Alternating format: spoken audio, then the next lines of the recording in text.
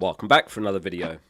Exciting news, FPL's almost back. We've got the FA Cup weekend first, and then it's a Tuesday deadline for Gameweek 30. So who are the best players to buy this week then? As always, let's break it down nice and simple by position. Goalkeepers first then. There's actually some amazing fixtures coming back from the break too. We've got Arsenal home to Fulham, Bournemouth home to Ipswich, Man City home to Leicester, and Liverpool home to Everton. I noticed that there's no Alisson here, and I had to check why. He's currently yellow flagged, which has dropped him out of the table basically. There has been a few injuries over the international break, which we'll discuss in this video. In Alisson's case, he had to withdraw from the Brazil squad after a head injury in their 2-1 win over Colombia. He collided with Davinson Sanchez and he had to come off at 78 minutes. He wrote, "Hey guys, just to let you know I'm fine. I have to follow the protocols, but thanks for the messages." So yeah, he's back in Liverpool now. So it's Raya that tops the table with 4.4 points for the Fulham game. I can't remember Fulham ever getting the win at the Emirates. It might have happened, but maybe not in the Premier League. And even if Arsenal don't end up with a double game week for the remainder of the season, I could still see them being really popular assets, especially Raya and the defenders.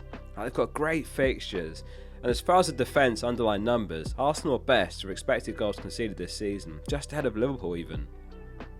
So Kepa's second on the table, 3.9 points against Ipswich. For those of you that love data especially, there's a measurement that you might not be aware of, which is great for basically measuring the quality of a goalkeeper, XG prevented. It takes expected goals on target, which is a different measurement to XG, which basically measures the probability of shots on target resulting in goals. So like for example, a shot from 30 yards out is going to be low XG because there's not many goals from there. But if they place that shot with loads of power top corner, then that'll be higher expected goals on target. So expected goals on target minus actual goals conceded gives you a figure that shows the quality of the keeper's performances, expected goals prevented. And Kepa's fared pretty well in this metric, 2.7 expected goals prevented this season.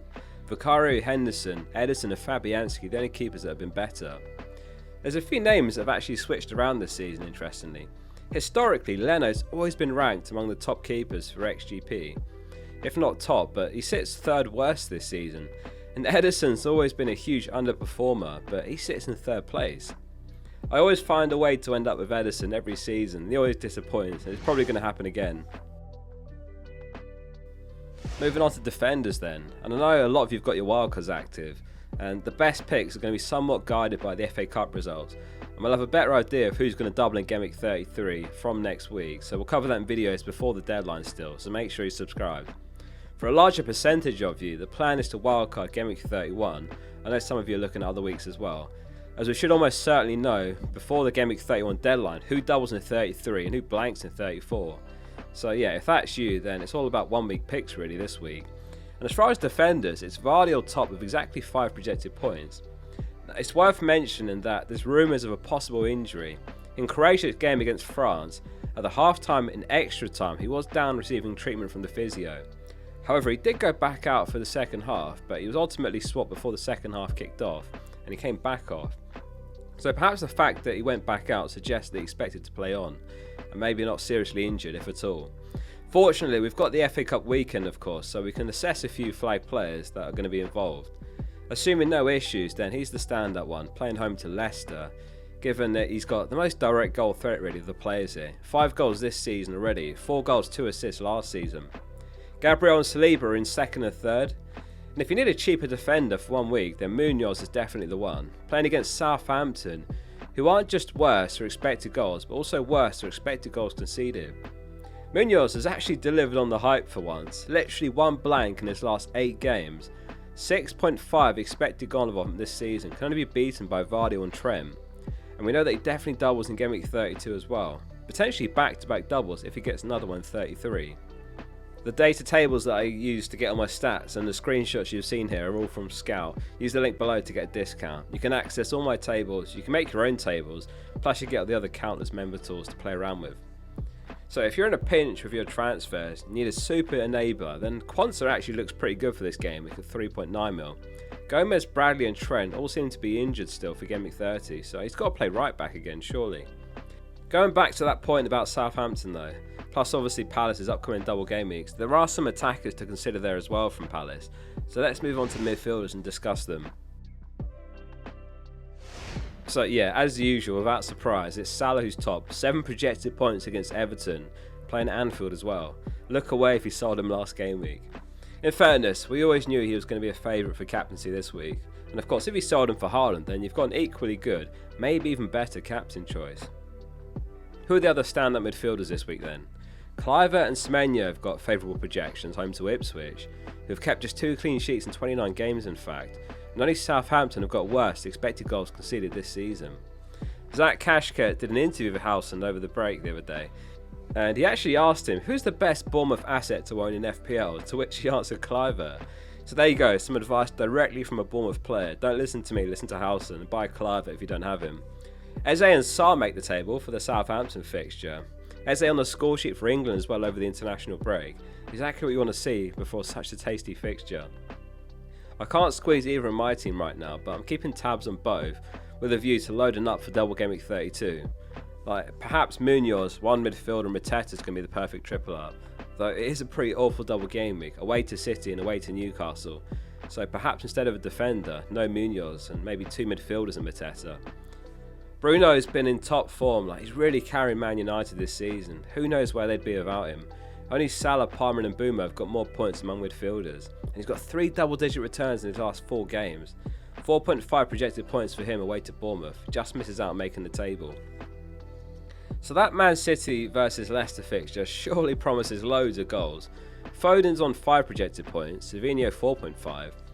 Neither have been totally reliable for minutes though, that's the problem. Like Savinho, in fairness, he's got 6 starts in a row, but he's been coming off early, just 57 minutes last game week. The FA Cup may give us a good indication of game week 30 minutes though. The teams involved, as a reminder, are Fulham, Palace, Brighton, Nottingham Forest, Villa, Bournemouth and Man City. So as a reminder, if you've not made any transfers yet, then do wait until after the FA Cup just to be safe. We are nearing that part of the season as well, where early transfers are pretty pointless unless you're going to be priced out of a perfect move. We've spent the whole season up to this point building up our team value, and particularly once the second wildcard is played already, there's going to be lots of players that you have for the remainder of the season. So moving early to gain 0.1 mil is going to be irrelevant gains. Information is power in FPL, and the closer you make a move to the deadline, the more informed you are. Onto the forwards then. It's an interesting one for captaincy. Haaland's top with 8 projected points. He did score on both of Norway's games over the break. For comparison, Salah was on 7 projected points, so there is a gap there. Let us know in the comments, if you've got both Salah and Haaland, who have you got the armband on? Haaland's obviously the big upside pick. I'd imagine Salah could be like 160% effective ownership in the top 100k, while Haaland's probably going to be well under 100% if you had to predict. So if you're chasing rank or mini league, consider this a big opportunity if you're willing to accept the volatility of the outcome. Isak of course was heavily sold last game being given the blank. Congrats Newcastle fans on the League Cup, and he is back on the table in second place after Haaland, 6.2 points home to Brentford. He's the one player I do fear not owning this game, given his ownership is still pretty high. This could be the last game week of the season going without him in fact. Like game week 31 it's Leicester, game week 32 it's a double game week. If you need a budget striker, Evan Nilsson for 5.7 mil looks like the one. Again, we've got the benefit of them playing in the FA Cup before game week 30, so if he's rested then that's even more encouraging to go there. Not so much if you're a Dango owner and he's the one that starts up top in the cup, because then probably will be benched in game week 30. Marmish is worth a mention after that performance against Brighton, 1 goal 1 assist, involved in both goals in the 2-all draw for a 12-pointer. Again, if he's rotated in the cup, then what an opportunity that is home to Leicester. Now Mateta's predicted minutes and obviously the flag is a bit ropey right now. It remains to be seen if he'll be involved in the FA Cup or game week 30. Like if he's on the bench in the FA Cup, that'd actually be really encouraging. Especially if Wood's ruled out of game week 30 as well. Now Wood, he landed awkwardly on his hip over the international break for New Zealand and he had to come off. He was able to jog off though. Wood owners are probably going to be hoping to see him on the Forest bench in the FA Cup before a start home to Man United. He's currently yellow flagged and therefore he's not on the table. If he's ruled out of game week 30 then I think Mateta's my favourite replacement, assuming that he's confirmed available for selection. Otherwise Evan Nilsson and Marmoush dependent on their FA Cup involvement. Oh, by the way, I added a bunch of themes to FPL.page over the break that basically matches the colour theme of this series. There's 16 themes for subscribers. It's £1.49 a month and you do get loads of other benefits like no ads, You can move the widgets around, you can remove them, and there's other features as well, like you can sort the fixture ticker by attack and defense specifically. Loads more in the works as well. And by the way, the entire first month is completely free as well, so you can decide if it's actually worth keeping or not, and you be the judge. It's FPL Focal in the App Store, or FPL.page from your computer. So yeah, FPL's almost back. Thanks for watching as always. Lots more great FPL content to come over the weekend. I hope you all had a good break. See you soon for the next one.